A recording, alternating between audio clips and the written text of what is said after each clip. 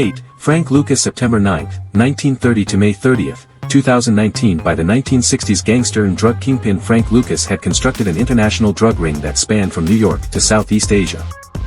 Lucas was born and raised in LaGrange, North Carolina, a suburb of Goldsboro, North Carolina. He said the incident that motivated him to embark on a life of crime was him witnessing his 12-year-old cousin's murder at the hands of the Ku Klux Klan for looking flirtatiously at a white woman. He then stole $400 from the company's safe and set the establishment on fire. Later, Frank fled to New York City at the behest of his mother, who feared that he would either be imprisoned for life or lynched. Lucas arrived in Harlem in the summer of 1946. People told him to be smart and get a decent job as an elevator operator or doorman at a hotel.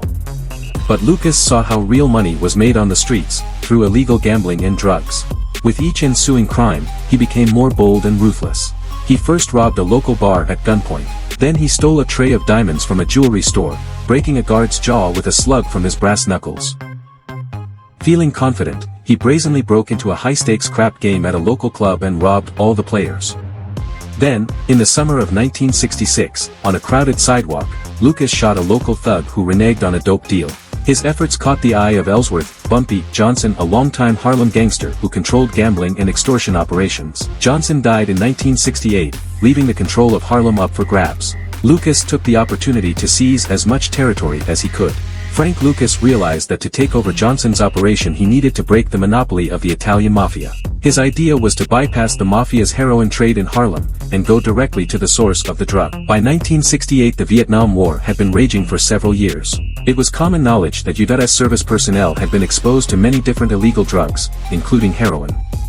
When they came back to the States with their addictions, they sought out new sources. By the late 1960s and early 1970s dope was rampant in most large American cities, with brand names like Mean Machine, Can't Get Enough of That Funky Stuff, and Harlem Hijack. Lucas knew he could meet this demand and make a hefty profit if he could get the drugs directly from the source. He decided to travel to Southeast Asia. On his arrival in Bangkok in 1968, Lucas checked into the Dusit Thani Hotel. There he met Leslie "Ike" Atkinson at Jack's American Bar, a rest and relaxation hangout for African American soldiers. Atkinson ran the bar and was well connected with many U.S. Army soldiers in Southeast Asia, often supplying them with drugs on demand. Atkinson agreed to supply Lucas with the heroin, but Lucas wanted to see the operations for himself. The two men traveled for nearly 2 weeks through the jungles of Thailand until they located Atkinson's main connection and business partner, a Chinese Thai gentleman named Luechi Rubiwat. Rubiwat, also known by the code name 007, controlled several hundred acres of poppy fields in the Golden Triangle, a dense jungle area on the borders of Thailand, Burma, and Laos. Next to the poppy fields were caves bored into the mountains, where the poppies were then processed into heroin. On Lucas' first trip, he bought 132 kilos of high-quality heroin for $4,200 per unit. In Harlem he would have paid $50,000 for a kilo from the mafia. Lucas and Atkinson created an "army inside the army" of draftees and enlisted men in order to set up the international distribution system. About Ike Atkinson. Leslie "Ike" Atkinson, November 19, 1925 to November 11, 2014, was a U.S. Army Master Sergeant and convicted drug trafficker. He is believed to have been a major figure in smuggling heroin into the United States from Southeast Asia from about 1968 to 1975.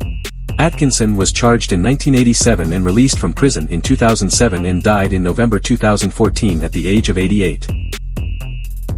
About Golden Triangle. The Golden Triangle is a large, mountainous region of approximately 200,000 square kilometers, 77,000 square miles, in northeastern Myanmar, northwestern Thailand, and northern Laos, centered on the confluence of the Ruak and Mekong rivers. The name Golden Triangle was coined by Marshall Green, a U.S. State Department official, in 1971 in a press conference on the opium trade. Today, the Thai side of the river confluence, Sop Ruak, has become a tourist attraction with an opium museum, a hall of opium, and a Golden Triangle Park, and no opium cultivation. Lucas' wife, Julie Farate, was also convicted for her role in her husband's criminal enterprise and spent 5 years in prison. After she was released, the couple lived separately for some years, and Farate moved back to Puerto Rico. After several years, however, they reconciled, and according to a December 2007 Village Voice article, had been married for 40 years at the time. Lucas fathered 7 children. Lucas Sinclair entered the Witness Protection Program with Lucas in 1977. He started a website, Yellow Brick Road, containing resources for the children of imprisoned parents. Lucas was known to be eclectic in his religious preferences, having converted to the Catholic faith while at prison in Elmira, which he stated he did because the prison chaplain assisted inmates being released on parole. He had Baptist affiliations as well. In 1976 Lucas was convicted of drug trafficking and sentenced to 70 years in prison, but after becoming an informant, he and his family were placed in the Witness Protection Program. In 1981, his federal and state prison sentences were reduced to time served plus lifetime parole. In 1984 he was convicted on drug charges, and was released from prison in 1991. In 2012 he pled guilty to attempting to cash a $17,000 federal disability benefit check twice and because of his age and poor health, received sentence of 5 years probation. In his last years Lucas was confined to a wheelchair due to a car accident that broke his legs. Lucas died at the age of 88 on May 30, 2019 in Cedar Grove, New Jersey. Films, American Gangster 2007. Lucas' life was dramatized in the Universal Pictures crime film American Gangster 2007 in which he was portrayed by Denzel Washington. Lucas was often on set during the filming providing advice on how he carried his gun, for example. In an interview with MSNBC Lucas expressed his excitement about the film and amazement at Washington's portrayal, though he admitted only a small portion of the film was true, much of it fabricated for narrative effect. The Many Saints of Newark 2021. Lucas appears as a minor supporting character in the Warner Bros. Pictures New Line Cinema HBO Films co-production The Many Saints of Newark 2021. The film, a prequel to the HBO crime drama series The Sopranos, features Lucas, Oberon Ka Ajpong, giving advice to upcoming mobster Harold McBrayer, Leslie Odom Jr.